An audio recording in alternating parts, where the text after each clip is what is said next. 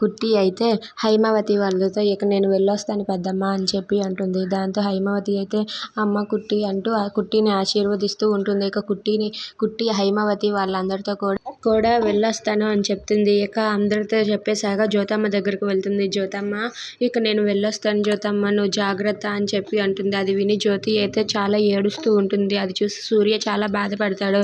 ఏంది జ్యోతమ్మ, నువ్వే కన్నీళ్లు పెట్టుకుంటే నేనేం చేస్తాను చెప్పు, కన్నీళ్లు పెట్టుకోకు జ్యోతమ్మ, నువ్వు జాగ్రత్తగా ఉండు అని చెప్పి అంటూ ఉంటుంది. అది విని జ్యోతి అయితే ఇలా అంటూ ఉంటుంది.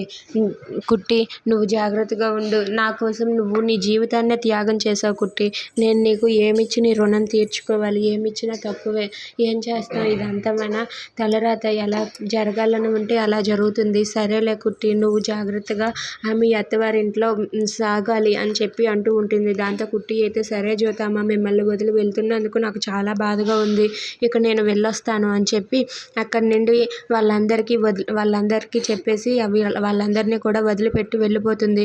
అలా కుట్టి వెళ్ళిపోవడం చూసి ఇందమ్మ అయితే చాలా సంతోషిస్తూ ఉంటుంది. ఇక అక్కడే ఉన్న జీవన కూడా చాలా హ్యాపీగా ఫీల్ అవుతుంది.